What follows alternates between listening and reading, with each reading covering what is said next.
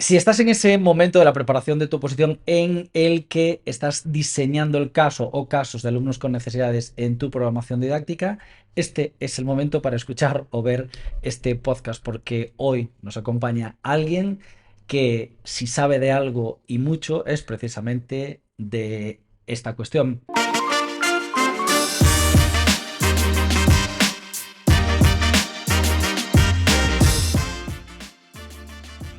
Rosa Gato, muy buenas. Buenas. Bueno, Rosa es profesora de PT con una trayectoria profesional que si me pongo a contarla, pues no tendríamos tiempo para hablar de lo que realmente nos interesa y será quien hoy, bueno, pues nos ayudará a abordar todas aquellas cuestiones de los casos más habituales que tenemos en nuestras programaciones didácticas. En el anterior podcast avisé que trataríamos estas cuestiones en los siguientes y para este tenemos nada menos que 5 mensajes que han llegado de diferentes personas que necesitan, bueno, pues ciertas recomendaciones acerca de sus casos. Sin más dilación, empezamos a hablar de ello, pero como siempre, antes empezaremos a abordar la información. Una información de las oposiciones, bueno, pues que en estas últimas semanas se ha ido actualizando. Tenemos ya alguna información de Galicia. Ha salido una ley aquí en Galicia que afecta en cierta medida a el contenido de las oposiciones de infantil y primaria, al práctico de infantil y primaria. Bueno, en fin, vamos con el cabecero.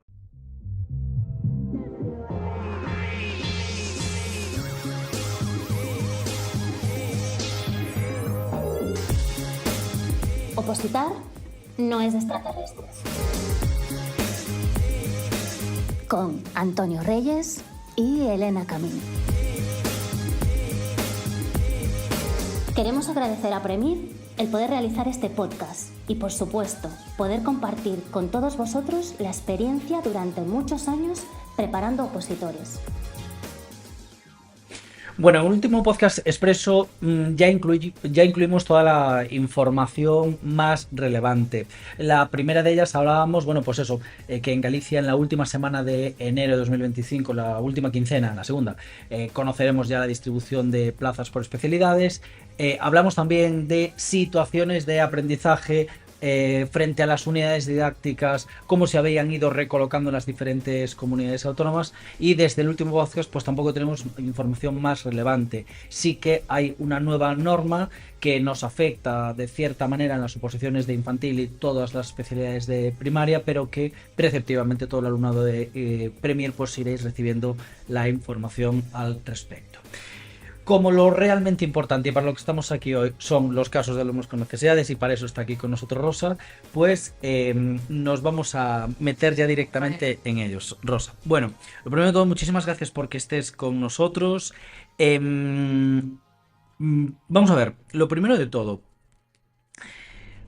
nos podemos encontrar un error bastante habitual en las programaciones didácticas y es que muchas veces terminamos plasmando siempre los mismos casos.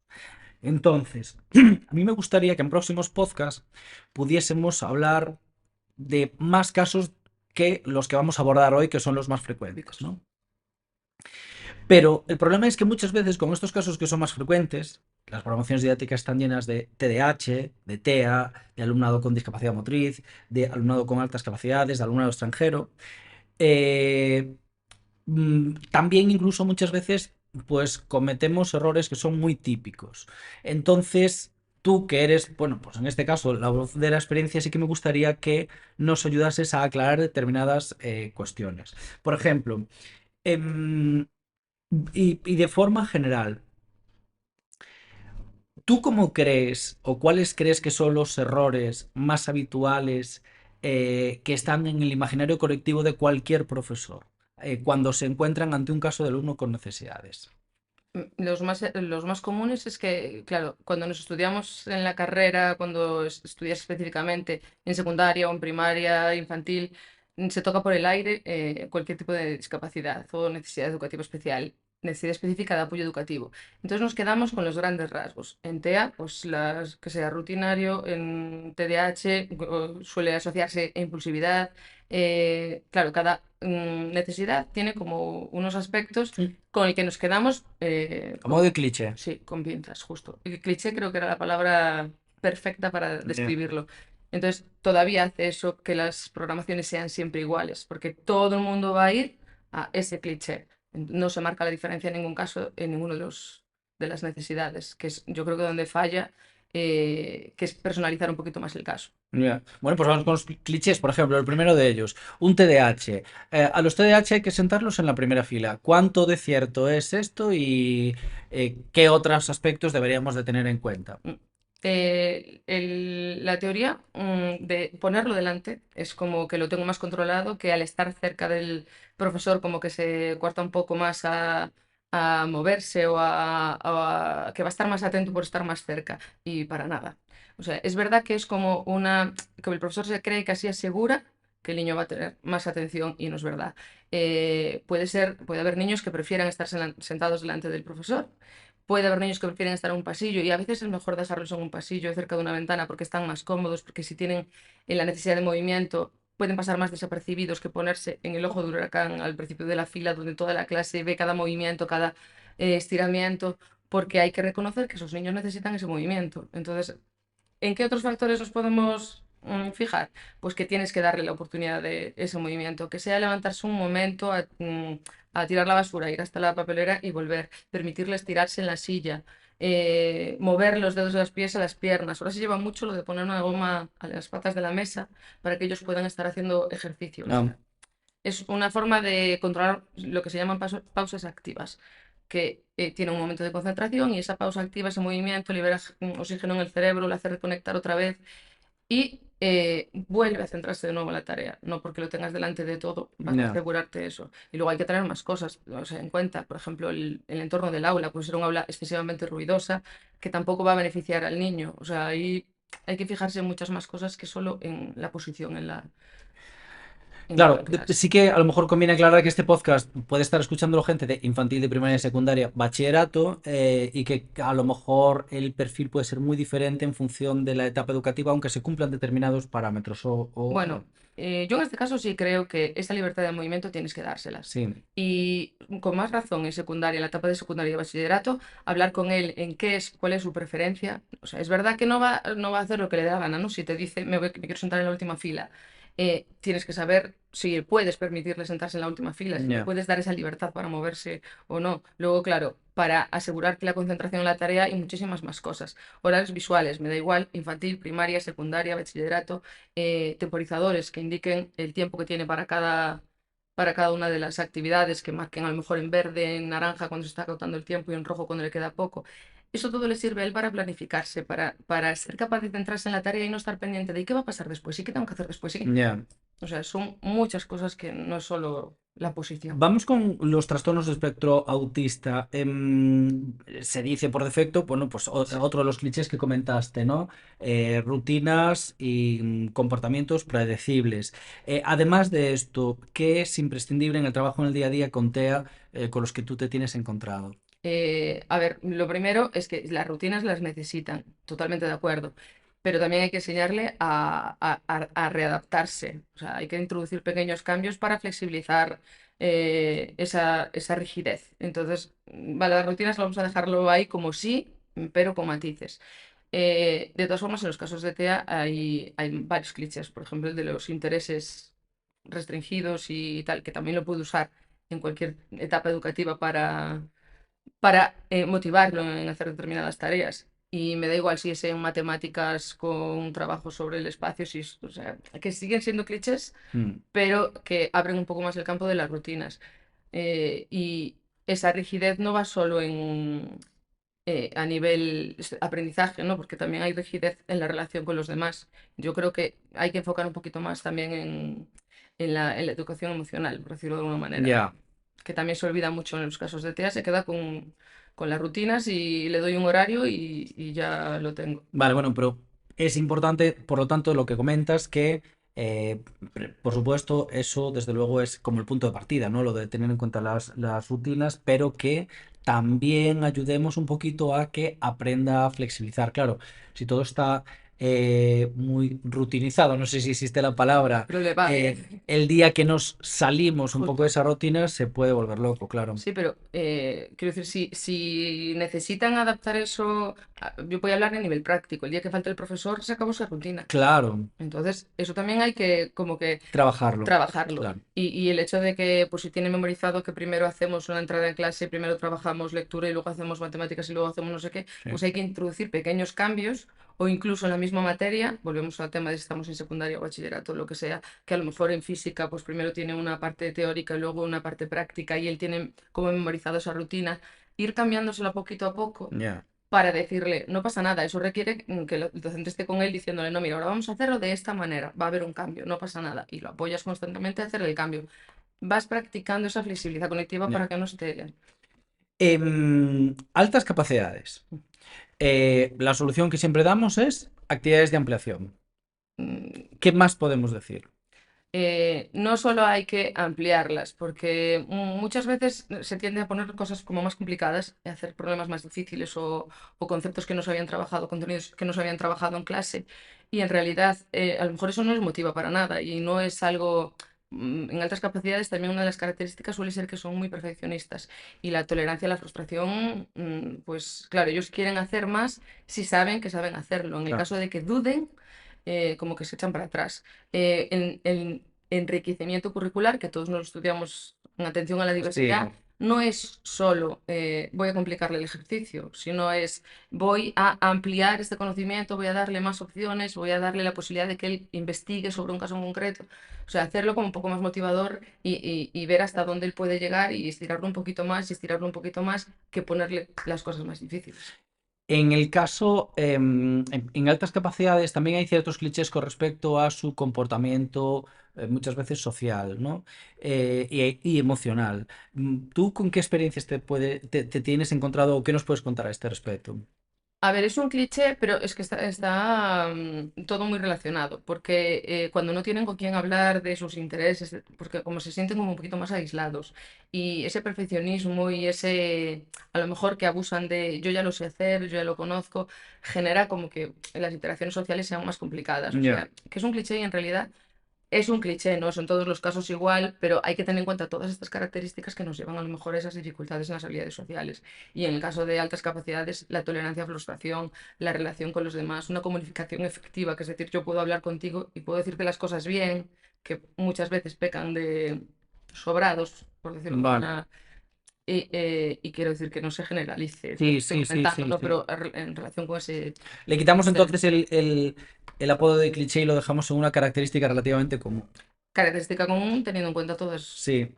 todo lo que comentábamos. Muchas veces me da la sensación, y ahora ya hablando de forma general de los casos, es que al intentar ayudar demasiado, muchas veces puede llegar a dar la sensación de estar teledirigiendo absolutamente su formación, incluso llegar a sobreproteger o limitar al alumno. ¿Cómo valorarías tú esto? Voy a hacer una comparación muy fácil. Pues tú piensas en un niño o una niña comenzando a andar, que está el padre que no le suelta, no es que se va a caer, es que se va a hacer daño y no le deja hacer absolutamente nada, con lo cual ese retraso es como va a tardar mucho más en caminar que el que le dice, venga, yo te ayudo con una mano, no, ahora tienes que ir tú solo. Pues eso igual en necesidades educativas especiales. El PT lo que hace es eso, le da la mano, entonces estudiamos la teoría de la zona de desarrollo próximo. O sea, puede hacer hasta aquí, pero vamos a intentar que haga hasta allí. Y claro, normalmente se peca en algunos casos en extremo De exceso. de, sí, de sobreprotección. Entonces le impides, le limitas. Ahí... Pero pasa con la típica frase de, ay, pobre, es que pobre, es que pobre, es que es horrible esa frase. Ya. O sea, hay que darle las herramientas y los recursos para llegar un poquito más lejos. En muchas comunidades nos entró cierto pánico el año pasado, hace 2 años, dependiendo de la comunidad. Aquí en Galicia, si no recuerdo mal, fue el año pasado por primera vez, cuando en la rúbrica se indicaba que, bueno, pues que en los casos de alumnos con necesidades no solamente abordásemos medidas ordinarias, sino que también se pudiesen incluir medidas extraordinarias, como por ejemplo la intervención de PT en un AL en el aula o llevar a cabo adaptaciones curriculares o flexibilizaciones. Entonces, a todo el mundo le da como auténtico pánico pensar en adaptaciones curriculares pensando que tienen que hacer como una segunda programación didáctica paralela para ese alumno. Me gustaría que nos dijeses, con toda la cruda realidad también, pero que nos gustaría que nos dijeses, bueno, exactamente en qué consiste una adaptación curricular en el día a día, ¿no? Vale. Para saber lo que se hace una adaptación curricular teóricamente tenéis la orden. Quiero decir, hablo para todo el mundo. Está en la orden. Yo voy a explicaros prácticamente. Prácticamente tú tienes una programación que quieres que tus alumnos adquieran pues, determinados contenidos, criterios, y luego tienes que hacer una adaptación para un alumno. Y la ley lo dice, reducir, ampliar, modificar cualquier elemento prescriptivo del currículum. Si tu objetivo es, como un ejemplo de un objetivo de secundaria, por ejemplo, ahora te lo estoy pidiendo a ti porque no Pues, desconozco. pues mira, no sabría, no Vale, un no te ejemplo, digo así muy rápido, pero pongamos por caso, y no va a ser real, ya, pero para que sea lo más para que se entienda. visual posible, Mm, pongamos por caso que estamos en educación física de secundaria y tenemos a un alumno que perdió la movilidad en el brazo izquierdo y que un objetivo sea botar el balón con las dos manos. Muy bien, botar el balón con una mano. Ya está. O Ya. sea, tú tienes que ver qué es lo que puede hacer él. Que esto es otro error gravísimo, que es que suele asociarse la adaptación curricular a lo que no puede hacer. Y en realidad tenemos que pensar qué es lo que puede hacer. Entonces, ¿que puede botar el balón con una mano? Pues que pueda botar el balón con una mano. Ya está. Y otro ejemplo muy claro pasa cuando la gente pregunta si en discapacidad auditiva, solo por tener una discapacidad auditiva, se necesita una adaptación curricular. Si el objetivo es escuchar activamente algo, ya no lo va a escuchar. Claro, O sea, comprende, vale, relaciona, vale, ahora escucha, no. claro. O quien se comunica en lengua de signos que puede tener un intérprete en clase y te dice, expresa oralmente, no sé qué. No, no lo expresa oralmente, expresa en lengua de signos, no sé qué. O sea, es esa modificación que hace que este niño pueda hacer esto de esta manera. Entonces, en esa adaptación tienes que registrarlo como tal. Evidentemente, luego un criterio de evaluación no le puedes evaluar que vote con las dos manos, en el caso que comentabas antes, pero sí puedes evaluar si vota Que con una vote, mano, que vote. que vote, porque son las manos que le queda también. Claro, claro, claro, Pero sí. claro. Em, Perdona, porque me preguntabas si afectaba la programación. claro, Digo, ¿cuánto no, pueden llegar a hacer cambiar la programación didáctica? yo creo que Una la adaptación programación curricular. didáctica, tú tienes, desconozco cómo hacéis en secundaria, por ejemplo, pero primaria, infantil o PT, y a él entiendo. Nosotros en las adaptaciones curriculares mencionas que el niño tiene una adaptación curricular o que tienes un niño con una adaptación curricular, porque ahí tenéis un montón de unidades de didácticas, entonces decís, tengo en clase este caso con adaptación curricular. Pero luego hasta la hora yo entiendo que hasta que momento de exposición, tú no tienes nada o sea, es en plan, tú La haces, exposición mira, de la unidad didáctica, claro, sí, volviendo al ejemplo, es decir, tú tienes un objetivo que es botar el balón con sí, las dos manos y el criterio de evaluación que es, pues eso, aprende a botar con las dos manos correctamente, ta, ta, ta, ta. Vale, realmente el objetivo casi podría ser idéntico para ambos casos, que es botar el balón. botar el balón. Sí, el objetivo podría ser casi idéntico. Entonces, es cierto que en ese caso, tan solo en el desarrollo de la unidad didáctica necesitarías decir, bueno, aprenderemos a botar el balón para el caso particular del alumno que Claro, tiene falta de la movilidad, pues simplemente ese criterio de evaluación será a eso me refiero. modificado y todo lo demás será igual, claro, Exactamente. claro. O sea, tú mencionas en la exposición ese caso y lo adaptas en ese momento, pero tú durante tu exposición de la programación ya explicas que tienes unas unidades y que tienes un caso con unas circunstancias especiales, pues lo mencionas luego al detalle en la exposición. Una cosa que siempre se pasa totalmente desapercibido es todo lo que tiene que ver con el mundo o el campo emocional y social, ¿no? Me explico. Cuando el alumnado, o cuando los opositores en general plantean un caso alumno con necesidades en sus programaciones didácticas, siempre se fijan en los medios, en los recursos, en los tiempos que sea necesario pues añadir De o adaptar, modificar, ¿no? pero muy poca gente piensa en el grupo en general, o cómo es necesario trabajar eso emocionalmente o socialmente a nivel de grupo. ¿Qué nos podrías decir en este sentido? Claro, por ejemplo, es que a través de la metodología, cuando usas un aprendizaje basado en proyectos o cuando usas muchas actividades en equipo es muy fácil, ¿no? Pero, por ejemplo, en PT es muy común pues, el tema de fomentar la autonomía, de mejorar las habilidades sociales. O sea, son objetivos también que se deben trabajar y que no los trabajas solo. Ya. Entonces, no lo vas a trabajar de forma independiente. Es todavía más fácil si lo haces en una clase y lo incluyes dentro de tu programación específicamente pues autonomía, habilidades, lo que hablábamos antes de la comunicación efectiva, resiliencia, creo que Sí, es. Son muchas cosas que se están dejando de lado en ya. general en todas las etapas. Pues estamos llegando al final de todas aquellas cuestiones así más importantes que tenemos que abordar. Vamos a trabajar ahora los mensajes que nos llegaron. Realmente teníamos 5 mensajes para abordar con vosotros hoy, pero realmente 3 de ellos pues quedaron ya respondidos. Nos vamos a centrar en 2 nada más. Em, Sinceramente, se nos ha pasado el tiempo y me quedo con ganas de saber muchísimo más pues de los casos de TDAH que nos comentaste. Me gustaría profundizar muchísimo más todavía en los casos de TEA, pero bueno, el tiempo es el que es y un podcast da para lo que da. Entonces, quien quiera profundizar más en ello, pues volvemos sobre esto. Tenemos un mensaje de Jorge Hidalgo de Alcañiz desde Teruel, nada menos, que yo tuve que mirar el mapa ¿Dónde exactamente, estaba? exactamente donde estaba. Y he de decir que es un pueblo precioso, si es que, Jorge, te mandamos un saludo desde aquí y nos dice, hola Antonio, os escribo desde Alcañiz. Estoy preparando mi programación didáctica para lengua castellana y literatura de primero de ESO y he incluido un caso de alumno con TDAH. Me surge la duda de si es mejor proponer actividades más cortas, variadas y diferentes a las de los demás compañeros o adaptar la misma tarea fragmentada para que pueda concentrarse mejor. ¿Qué recomendarías? Yo, desde luego, la misma tarea. Si ahora pensamos en el diseño universal de aprendizaje, donde todos deberían de estar trabajando con la misma tarea, con sus adaptaciones si fuera necesaria, en caso de TDAH me parece básico que haga la tarea desglosada en pasos, poquito a poco, con explicaciones claras, marcando, o sea, lo más importante, la misma actividad, pero desglosada por pasos para facilitárselo. Bueno, genial, porque cuando hablamos del DUA casi siempre hablamos desde el punto de vista teórico y no nos damos cuenta Que esto tiene de una de aplicación la aplicación práctica. práctica que tiene, claro. Andrés Fernández de Riancho.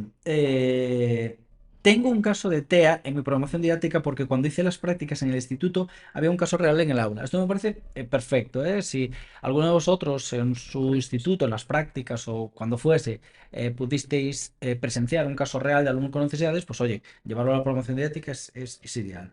Dice, una de las cosas que más me ha llamado la atención y que nunca se cuenta era que tenía como mucha sensibilidad a los ruidos y las actividades en grupo a veces era difícil controlarlas. ¿Cómo propondríais esto en la programación didáctica? No, ¿Cuánta razón, eh? iba a decir, voy a hacer un inciso, que ya sé que vamos mal de tiempo, pero es verdad que nos quedamos solo con las rutinas predecibles y la hipersensibilidad es importante. Claro. Las luces, como las que tenemos aquí, pueden escuchar incluso el y molestarles. Madre mía. La hipersensibilidad a las texturas, pues a lo mejor una prenda de ropa o algo que tú te acerques y pues le molesta, y a los sonidos. Pueden tener hipersensibilidad en una cafetería escuchando los cubiertos en la cocina. Madre mía. Entonces, claro, un trabajo en equipo es cruel, es cruel. Y lo más fácil, una cancelación de sonido, pero claro, no le permite trabajar en equipo. Yo recurriría al trabajo con el resto del aula, o sea, un limitador de sonido que se pueden poner en las pantallas táctiles, como el Balloons, creo que se llamaba, en donde cuando se pasa hay como un control de sonido, ¿no? Cuando se pasa se ve muy alto, entonces hay que recordarles que bajen por el bien de su compañero, básicamente, y por facilitar también la interacción entre todos los demás. Podrían hacerse, a lo mejor si se pudiera, en espacios separados, en pequeños grupos, ¿no? En grupos más reducidos, en un tono como muy Sí. silencioso. Podrías marcar en clase con luces, el típico semáforo que se usa a veces para el comportamiento, pero usarlo como sonidos. Ya. O sea, hay un nivel presidente en el que yo hablo y los demás todos escuchan, hay un nivel patio que es un jaleo, o puede haber un nivel pues trabajo, que es, hablamos, pero no podemos estar molestando al grupo de al lado. Y como es motivo, pues bajarle un tonito 2 para permitirle trabajo a un grupo también. Sí, bueno, ya a modo de anécdota, este año pude estar en el SIMO Educación, ahora en el mes de noviembre fue, si no recuerdo mal, y allí pude conocer, bueno, un conocido profesor nos enseñaba cómo unos determinados auriculares de cancelación de ruido con la aplicación correspondiente ya distinguen la voz del ruido y entonces filtran. Pueden tenerlo puestos los niños y filtrar la voz con respecto al Se ruido me de estaba fuera. ocurriendo con respecto a eso algún dispositivo en el que, como funcionan en discapacidad auditiva, los equipos de FM, que tú vas a una conferencia o así, con tus propios audífonos, pues te conectas con él solo escuchando el micrófono de esa persona, Sí, que a lo mejor se podría hacer un pequeño equipo de FM entre los miembros del grupo donde solo escucharas a una persona de cada claro, vez y permitieras un trabajo más claro. relajado. Bueno, en fin, esto es Podríamos estar aquí todo. inacabable. Pedro de Vedra, muchas gracias. Laura Paredes, Samuel Aguilar. Por cuestión de tiempo, pues no hablamos, o sea, no mencionamos vuestros mensajes, pero también porque considero han sido amplísimamente respondidos con las preguntas anteriores. Así es que muchísimas gracias por haber participado en cualquier caso en el podcast. Y nada más, nos hablaban de casos de silla de ruedas, nos hablaban de un caso de mutismo selectivo, nos hablaban Interesante. de hipoacusia, bueno, Sí. da para unos Otro. cuantos podcasts más. En fin, muchísimas gracias Rosa otra vez por haber estado con nosotros aquí. Realmente todo lo que nos contaste, bueno, pues es súper, súper, súper productivo. Espero que para quien nos escuchó también y quien esté justamente elaborando sus programaciones didácticas, pues le quede todavía mucho más claro. Nada más, nos vemos y Yes, por contar conmigo. hasta el próximo podcast. Muy bien. Gracias. Chao.